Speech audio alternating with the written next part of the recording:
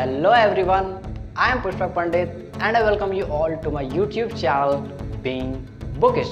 So guys, अब आपके पास almost 30 days left है and what you definitely and exactly need to do in the last 30 days वो हम बात करेंगे। आपको सबसे पहला चीज़ तो रिवीजन करना ही है, that is the most and important thing. But इसके अलावा मैं आपको और दो चीज़ें बताऊंगा। तो वो दूसरी चीज़ है कि the mistakes which you can do in this last 30 days, उसको आपको कैसे हटाना है, और उसके लिए मैं आपके लिए सॉल्यूशन भी लाया हूँ कि what is the solution to all those mistakes.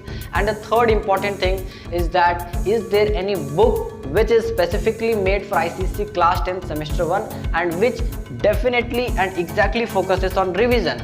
Yes my boy, here is a latest book from Oswal Gurukul जो कि बेसिकली आपका रिवीजन के लिए ही बनाया गया, ICSE क्लास 10 सेमेस्टर के लिए फाइनल रिवीजन के लिए ही एग्जैक्टली बना हुआ है। And let me tell you this book is definitely mind blowing, जो आपका बहुत ही ज़बरदस्त मतलब हेल्प करने वाला है। ठीक है, तो वो सब की बातें हम लोग बाद में करेंगे। अब हम लोग बेसिकली सबसे पहले क्वेश्चन पे आके फोकस करते हैं कि ये जो रिवीजन होता है वो एग्जैक्टली होता कैसे।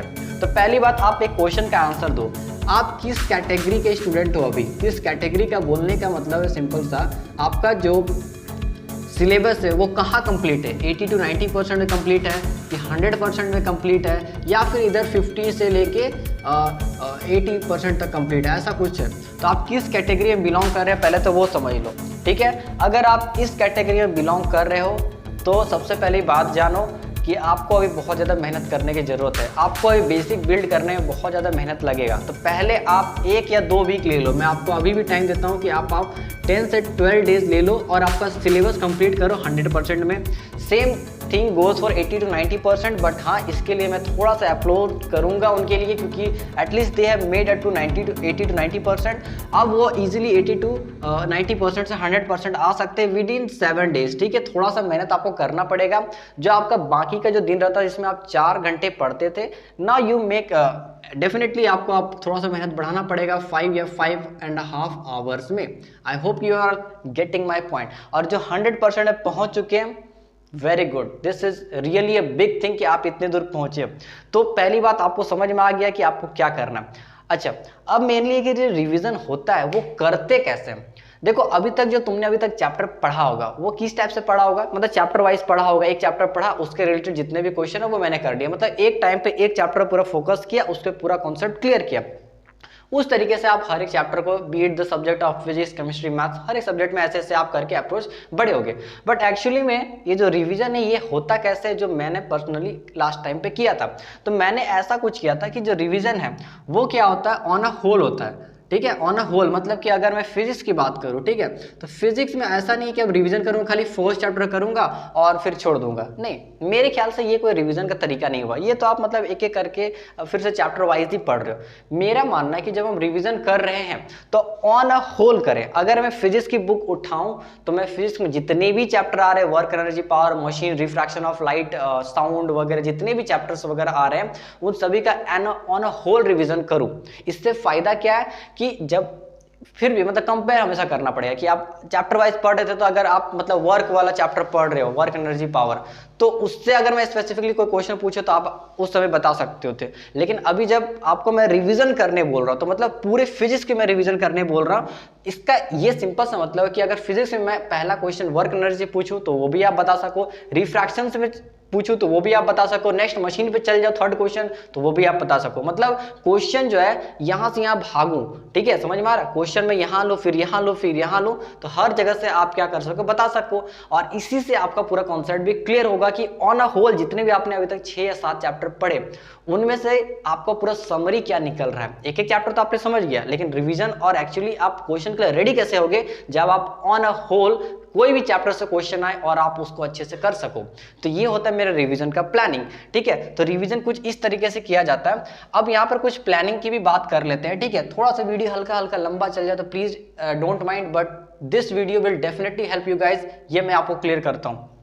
तो मेरे ख्याल से आपको सबसे पहला चीज तो पता चल रहा होगा। अब बेसिकली आपको करना क्या है कि अब आपको मतलब कि अपने हिसाब से, ये मैं एक रफ आइडिया दूंगा कि एग्जैक्ट आइडिया देना कोई मतलब कि ठीक बात नहीं होगी। किसी को उस सब्जेक्ट में ज़्यादा टाइम लग सकता है उसको रिवीजन करने में, किसी को कम टाइम लग सकता है, उसके बेसिस पे वो करे। बट हाँ, एक जो रफ आइडिया जो मैंने फॉलो किया और उससे कुछ सक्सेस भी अचीव किया है, आपको पता है परसेंटेज मेरे कितने आए हैं, ठीक है, उस बेसिस पे मैं बता रहा हूँ।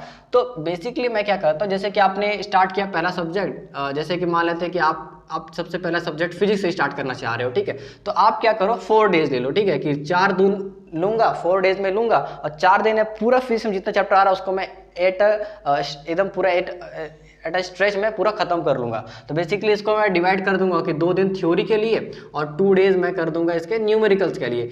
तो ये इस 4 दिन से मेरा पूरा फिजिक्स जो है एक बार में ऑन होल कवर हो जाएगा। नेक्स्ट मैं लूंगा केमिस्ट्री, ठीक है, केमिस्ट्री लूंगा। मैं मान के चलता हूँ कि इसमें भी अगर 4 या 5 दिन लगते हैं तो 4 दिन ले लो। तो उस हिसाब से आप क्या करो, ऐसे छोटे छोटे गैप ले लो, ठीक है, और ऐसा गैप लेना मतलब कि 4 दिन लिए, 4 दिन में पूरा इसको सब्जेक्ट को कवर कर देना, फिर नेक्स्ट 4 डेज में इसको पूरा कवर करना। तो क्या हो रहा है आपका, एक बार में आप 2-3 दिन ले रहे हो और आपको पूरा जो समरी है वो आपको एक बार में क्लियर हो रहा है। तो ऐसे ऐसे मतलब कि ऑन अ होल मैं करने बोल रहा हूँ। ऐसा रिकमेंड नहीं करूंगा कि आप आज फिजिक्स पढ़ो कल केमिस्ट्री पढ़ो, ऐसे रिवीजन करो, फिर थोड़ा सा फिर दिक्कत होगा। तो मैं क्या समझाना चाह रहा हूँ, I think you are clear on that. So पहला क्वेश्चन का आंसर ऐसा क्लियर हो गया कि रिवीजन आपको कैसा करना चाहिए। अब आते हैं सेकंड क्वेश्चन पे। सेकंड क्वेश्चन है आपका मेन थिंग कि इसमें आपको दिक्कत क्या क्या आ सकती है, क्या क्या मिस्टेक्स आप कर सकते हो। देखो एकदम करंट सिचुएशन पे मैं बता रहा हूँ, ठीक है। करंट सिचुएशन अभी क्या है कि नवंबर का जो महीना है, कुछ दिवाली है, ठीक है, कुछ छठ पर्व है, कुछ चिल्ड्रंस डे है, या छोटा मोटा अभी भी थोड़ा मोड़ा क्या है पर्व त्योहार हल्का हल्का बाकी है, ठीक है, मेजोरिटी तो निकल गया बट छोटा मोटा अभी बाकी है। तो ये सब एक एक दिन जो है ना, वो आपका जो माइंड है उसको डिस्ट्रैक्ट कर सकता है। प्लीज माइंड माई वर्ड्स, क्योंकि बहुत इंपॉर्टेंट बात बता रहा हूँ और ये हो सकता है किसी को बहुत ही छोटा बात लगे, लेकिन एक दिन काफी है आपको पूरा डिस्ट्रैक्ट करने के लिए। एक दिन आप पूरा दिवाली में घूम गए, दोस्त लोगों के साथ गए, आप पूरा भूल जाओगे कि आपका सेमेस्टर 1 का एग्जाम भी आने वाला है, ठीक है। तो ये अपना एक्सपीरियंस है जो आपको सामने एक लाइन में बता दे रहा हूँ, ठीक है। एक्सपीरियंस समझ में आ रहा है कि कैसा होता है, और एक लाइन में बताना तो पूरा अलग बात है। इसीलिए मैं बता रहा हूँ कि प्लीज इस जो 1 महीना बाकी है इसमें प्लीज थोड़ा दिन के लिए भूल जाओ कि ऐसा कुछ भी होने वाला है। हाँ, आपको दिवाली मनाना है, आप मना सकते हो, नो वरीज, लेकिन अगर आपने उस दिन सोचा है कि मैं 5 आवर्स पढ़ूंगा, तो आप पहले से रेडी हो जाओ कि आप उस दिन 5 आवर्स नहीं पढ़ पाओगे, क्योंकि इस टाइप का जो दिन होता है उसमें आप पूरा 5 आवर्स तो नहीं लगा पाओगे, ये आपको ही पता है। तो आप क्या करो, इसको मतलब डिवाइड कर दो कि इसका पिछला दिन अगर मैं 4 आवर्स अगर पढ़ूंगा, इसमें 1 आवर एक्स्ट्रा पढ़ लूंगा, ठीक है, इसका नेक्स्ट डे मैं फिर से 1 आवर एक्स्ट्रा पढ़ लूंगा। तो यहाँ का जो लोड है वो आप डिस्ट्रीब्यूट कर दो, ताकि उस दिन अगर आप कम भी पढ़ो तो उसका आपको मतलब कोई गम ना हो, क्योंकि आपने पहले से डिवाइड करके रख लिया। समझ में आ रहा है मैं क्या बोलना चाह रहा हूँ। तो ये जो मिस्टेक्स है, please don't do the mistake, क्योंकि एक दिन, फिर से बता रहा हूँ, एक दिन भी आपके लिए काफी है डिस्ट्रैक्ट करने के लिए। आपको पूरा जो फोकस है प्लीज सेमेस्टर 1 एग्जाम पे रखिए, क्योंकि बहुत ही इंपॉर्टेंट एग्जाम है, ठीक है। चलो ये तो चीज समझ में आ गया। अब आते हैं लास्ट चीज इस बुक के ऊपर, ठीक है। इस बुक के बारे में थोड़ा सा बात कर लेते हैं कि ये कैसे आपके लिए हेल्पफुल होने वाला है। पहली बात, ये ओसवाल गुरुकुल की तरफ से आया, बहुत ही अच्छा और शानदार बुक है, फाइनल रिवीजन के लिए आया हुआ है। तो इसमें ऐसा क्या है कि हमारा अच्छे से रिवाइज हो जाएगा भैया, थोड़ा सा डिटेल में बताइए। चलिए इसके बारे में थोड़ा डिटेलिंग करते हैं। थोड़ा थोड़ा आपको फोटोज वगैरह मैं दिखाऊंगा ताकि आपको थोड़ा बेटर समझ में, कि यहाँ थोड़ा दिखाना थोड़ा मुश्किल होता है। तो सबसे पहली बात है कि इसमें सब्जेक्ट्स क्या क्या मिलते हैं, उसके लिए बात कर लेते हैं। तो जैसे कि इसमें आपको मिलता है, यहाँ पर लिखा हुआ है, आपको मिलता है Hindi, English 1, English 2, history and civics, geography, physics, chemistry, mathematics, biology, computer application. Basically जो 10 फंडामेंटल सब्जेक्ट्स है जो आप सभी पढ़ रहे होगे अभी, वो सारे सब्जेक्ट्स के इसमें रिवीजन मिल रहे हैं। अब ये जो भी है, ये मतलब कि अकॉर्डिंग टू लेटेस्ट सिलेबस वगैरह जो भी है, बाइफर्केटेड सिलेबस, लेटेस्ट सिलेबस, सब चीज़ को कवर करता है, उसमें आपको कोई दिक्कत नहीं आने वाली है।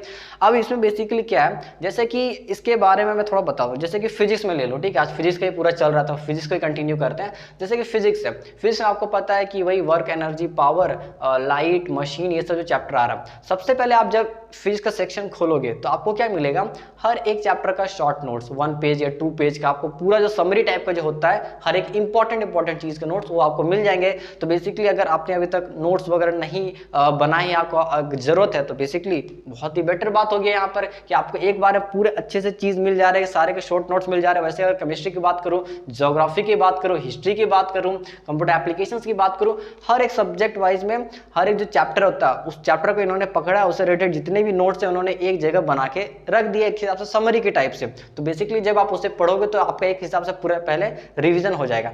नेक्स्ट इसमें गजब बात क्या क्या है, इसमें मैं आपको बताता हूँ।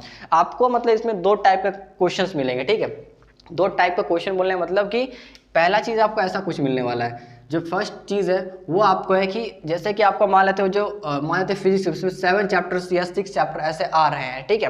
तो इसमें क्या आपको इससे रिलेटेड बहुत सारे एमसीक्यू क्वेश्चंस मिलने वाले, बहुत सारे एमसीक्यू क्वेश्चन। और अगर मैं बहुत सारा बोल रहा हूँ, इसका बेसिकली मतलब है कि आपको 150 प्लस क्वेश्चंस मिल रहे हैं, 150 plus MCQ covering each and every topic of that subject of that chapters which are coming in this particular subject. समझ में आ रहा है? जैसे कि फिजिक्स है, इसमें जितने सारे चैप्टर्स आ रहे हैं उन सभी से मतलब मिला जुला के जितने भी एमसीक्यूज बन सकते हैं उन्होंने बना दिया, और 150 प्लस एमसीक्यूज है। समझ में आ रहा है? वैसे केमिस्ट्री में भी 150 प्लस एमसीक्यूज है, बायोलॉजी में भी 150 एमसीक्यूज है, ज्योग्राफी में तो कुछ ज्यादा ही है, 170 या 180 190 भी पार एमसीक्यूज है। मतलब जितने भी एमसीक्यूज बन सकते थे तो उन्होंने बनाया। तो मतलब समझ रहे, अगर किसी को मतलब कोई चैप्टर समझ में नहीं आया तो क्वेश्चन पढ़ के एटलीस्ट उसको चैप्टर भी याद हो जाएगा, ऐसा कुछ इन्होंने प्रबंध कर दिया है। समझ में आ रहा है? कंप्यूटर एप्लीकेशन वगैरह जितना भी चीज़ है सब में सेम बात है।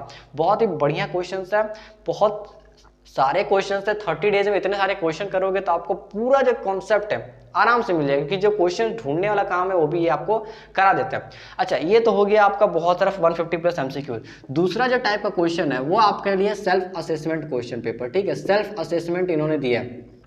तो इसमें सेल्फ असेसमेंट किस तरीके से बेस्ड है? तो सेल्फ असेसमेंट आपका बेस्ड है सैंपल क्वेश्चन पेपर के अकॉर्डिंग। जैसा आपका सैंपल क्वेश्चन पेपर इस बार का आया है उस तरीके से एक आपको सेल्फ असेसमेंट पेपर मिलता है, जिसमें कि आपको एक और चीज़ मिलता है, OMR शीट मिलता है। अब बोलोगे भैया OMR शीट तो हम लोग आ ही नहीं रहा है, तो क्या दिक्कत है? प्रैक्टिस करना है करो, नहीं तो कोई दिक्कत नहीं है। ऐसा थोड़ी ना कि OMR नहीं आ रहा तो उसमें कर नहीं सकते, करो, उसमें क्या दिक्कत है। बट बेसिकली यहाँ बात हो रही है कि सैंपल क्वेश्चन पेपर के अकॉर्डिंग आपका यहाँ पर क्वेश्चन पेपर बनाया गया, उसे आप कीजिए।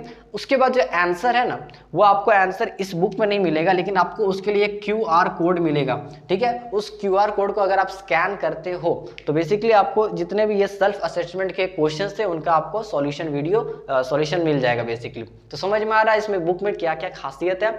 बहुत अच्छे क्वेश्चन है, बहुत ही वाइड वेराइटी ऑफ क्वेश्चन है, और आपका बहुत अच्छा रिवीजन हो जाएगा। तो बेसिकली इन्होंने रिवीजन के लिए ही लाया है, तो बहुत बड़ी मतलब खुशी की बात है कि ICSE के लिए भी कुछ इतने अच्छे काम हो रहे हैं कि रिवीजन के लिए स्पेसिफिकली एक बुक आ रहा है। So that's all from this video. I hope कि जितने मैंने चीज़ आपको बताया वो आपको हर एक चीज़ क्लियर हो गया होगा। इस बुक का जो लिंक है वो मैं क्या करता हूँ डिस्क्रिप्शन बॉक्स में दे देता हूँ, आप वहाँ जाके देख सकते हो। एक चीज़ और बात कर लेते हैं प्राइसिंग वगैरह की। तो इसका जो प्राइसिंग वगैरह ये अभी जैसे मैंने अमेजोन पे चेक किया तो 550 है, तो अप्रॉक्स आपको मतलब 50-55 रुपीज़ का एक बुक मिल रहा है। समझ में आ रहा है? हर एक सब्जेक्ट का कॉस्ट 150 या 55 हो रहा है, तो 50 या 55 आपको इतने सारे क्वेश्चन मिल रहे हैं, 150 प्लस क्वेश्चन मिल रहे हैं। समझ में आ रहा है कि कितना ज़बरदस्त प्रैक्टिस होगा और रिविजन तो धूम मचा देगा। तो रखते हैं इस वीडियो में इतनी तक। बाकी और कोई आपको डाउट हो तो आप डेफिनेटली यहाँ कमेंट बॉक्स में पूछ सकते हो, ठीक है। मिलते हैं नेक्स्ट वीडियो में जल्दी, तब तक के लिए see you, have a good day.